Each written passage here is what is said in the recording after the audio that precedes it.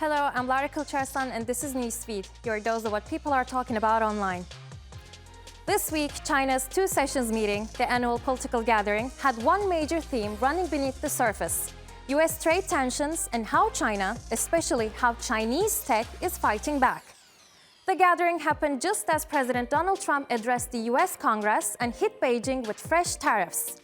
Exports are taking a hit, and Chinese companies are facing even tougher restrictions on high-end semiconductor and advanced tech. But Beijing's strategy is to double down on homegrown innovation. After years of squeezing tech giants, China is now throwing its weight behind the private sector, especially AI. Case in point, DeepSeek. DeepSeek is an open source model, meaning the code is available online, and it performs as well as OpenAI's O1 model, or about as well. And the O1 model is a very expensive model, costs hundreds of millions of dollars to train, and that is what you pay for if you pay for ChatGPT. But somehow this model, this open source model, which was only trained for $5 million as opposed to hundreds of millions of dollars, performs as well. The DeepSeek team was able to train the model for such a low price because they created these clever workarounds. So they actually used less expensive AI chips, and that's because the US created restrictions that prevented export of NVIDIA chips to China. So they had to be clever and work around it. And so what this means is that all the companies who are spending billions of dollars on NVIDIA GPUs don't have to do that. DeepSeek has shown the world that China can compete with the US in artificial intelligence. Then, Alibaba's Qwen 2.5 entered the global AI race, reportedly outperforming all the other models. Qwen 2.5 isn't just matching DeepSeek V3. It's reported to be crushing it whilst using 40 to 60% fewer resources. And the numbers are insane. It's outperforming GPT-4o, Claude, and Llama across pretty much all major benchmarks. Plus, it's trained on 18 to 20 trillion tokens. This thing can handle complex documents, generate images, analyze hours of video, and even code better than most AIs. And the best part, you can try this out for free through the chat interface.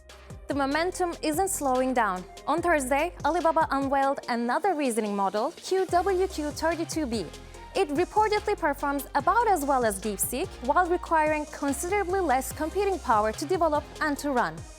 And earlier this week, another rising star, Zhipu AI, backed by Alibaba, Tencent, and even local government firms, locked in a massive $140 million funding boost. China's AI ambitions aren't new. Back in 2017, Beijing rolled out a master plan: make China the world leader in AI by 2030. The goal is to own the future of AI across industries, from business to national security, and cement China as a global tech powerhouse. Let's now take you to Tulsi, a small village in central India, which has become a YouTube powerhouse. The platform's global impact is being felt there and has transformed the way people live and work. At first glance, Tulsi might look like any other Indian village. One-story houses, dusty roads, and banyan trees offering shade from the searing heat. But there's something that makes this village stand out. Walk through the village, and it's hard to find someone who hasn't been featured in one of the many YouTube videos filmed there. But how did this happen, and what's the secret behind this digital phenomenon? It all started back in 2016 with two friends, Jai Verma and Gyanendra Shukla. They were just regular guys with regular jobs, but they had a spark of curiosity. One day, they decided to try something new, making videos for YouTube. This was a time when YouTube wasn't a big deal in rural India. Internet access was spotty, and smartphones weren't everywhere yet. But these two saw the potential. They started small, just messing around with their phones, filming little skits and posting them online. At first, it was all about having fun. But then, in 2018, they launched a channel called Being Chhattisgarhia, and that's when things took off. One of their early videos, about a couple being harassed by moral police on Valentine's Day, went viral. People loved it. Soon, they had thousands of subscribers, and the money started rolling in from YouTube ads. That's when the village took notice. Jai and Gyanendra's success wasn't just their own. It sparked a movement. Friends, neighbors, even grandparents wanted in on the action. Today, Tulsi has over 40 active YouTube channels with names like Backbenchers Creation and Nimga Chhattisgarhia, racking up thousands of subscribers. And here's the crazy part. Out of 4,000 residents, more than 1,000 are involved in content creation. That's 1 in 4 people. You can't walk through Tulsi without stumbling into a film crew shooting a comedy skit, a dance video, or even a DIY tutorial. Most channels here earn between 20,000 to 40,000 rupees a month. That's about 240 to 480 US dollars. For a rural village, that's life-changing. Now to another small village, this time in South Africa. Woodsand on the country's south coast is making waves by adopting Bitcoin as its preferred currency. The conventional rands and cents currency is still in circulation, but the coastal town has one of the highest adoption rates of the cryptocurrency per capita in the world.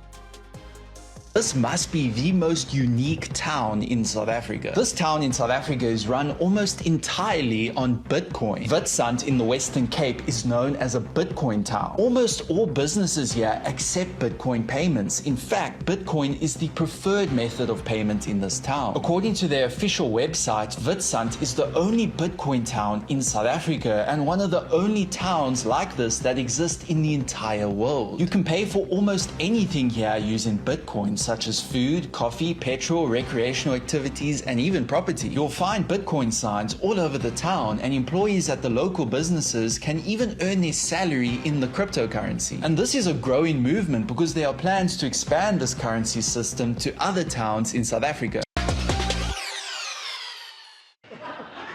In the African nation of Lesotho, which nobody has ever heard of. Well, now they have. There's no such thing as bad publicity. And US President Donald Trump's mocking tone towards the small African state of Lesotho has actually catapulted it onto the international stage. Trump said $8 million in aid will be cut from the country that nobody ever heard of. The Lesotho nation is furious since it's previously enjoyed warm relations with Washington.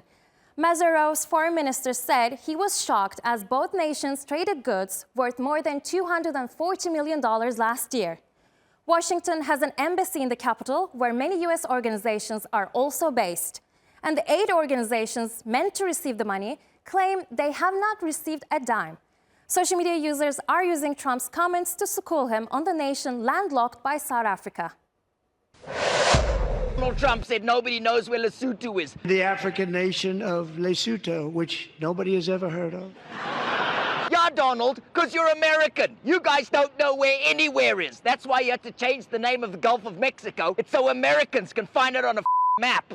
Here are things about the southern African country to help him get up to speed.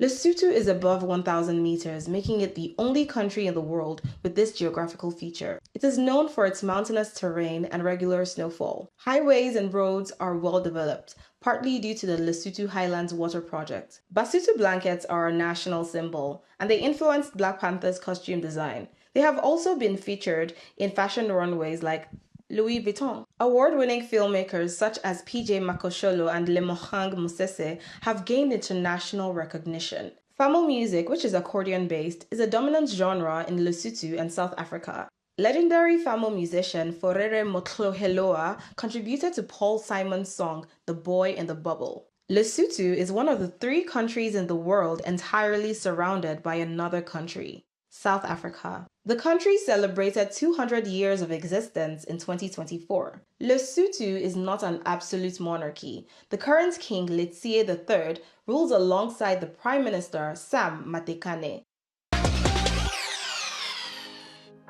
March 8th marks International Women's Day. It's a time to celebrate women's social, economic, cultural, and political achievements, but also to debate what it means to be a woman in 2025.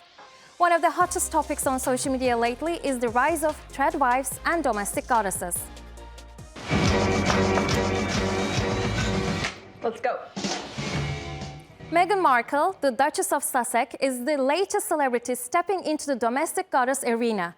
Her new Netflix show, With Love, Meghan, is here, complete with flower picking, home-cooked meals, and a dreamy California mansion. But the minute the trailer was released, the internet had a meltdown. She's been accused of being too rich, tone deaf, a bad feminist, and just selling a brand. The same criticism was hurled at Gwyneth Paltrow, Nara Smith, and famous rich woman. It is a woman who chooses to live a more traditional life with ultra-traditional gender roles. So the man goes outside the house, works, provides for the family. The woman stays home and she's the homemaker. She takes care of the home and the children if there are any. Look at TikTok's Threadwife queen with more than 11 million followers, Nara Smith. She bakes from scratch, raises her kids, and wears ball gowns in a spotless kitchen. Is it aspirational or just plain unrealistic? One thing is for sure, it sparked a heated debate. These trad wives on social media are gonna be the end of y'all. They are selling you a life and a dream that they do not even live. Because to be a traditional wife, your husband is taking care of you 100%. The very fact that they are on social media means what? What class? They have social media money. Means they don't depend on their husband. Means if that husband leaves them today, they will be fine by tomorrow. They are selling you a dream that they are not even living. Every older woman that you will ever talk to that has had that traditional life will tell you what? Get your education, get your degree, get your own money. Society has always been fascinated by domestic goddesses, torn between admiration and skepticism. Critics call it a step backwards and more domestic servitude than domestic goddess. But the thing is, loving homemaking isn't unfeminist. Many women genuinely enjoy cooking, decorating, and dressing in a traditionally feminine way. And most importantly, it comes down to personal choice. It's not really a movement, nobody's pushing it. People are typically just living it and maybe showcasing their lifestyle like me. It doesn't mean that we are trying to take away what women fought for. Do you agree with her? And that's our show. Find our latest stuff on YouTube and do subscribe to our channel. See you soon.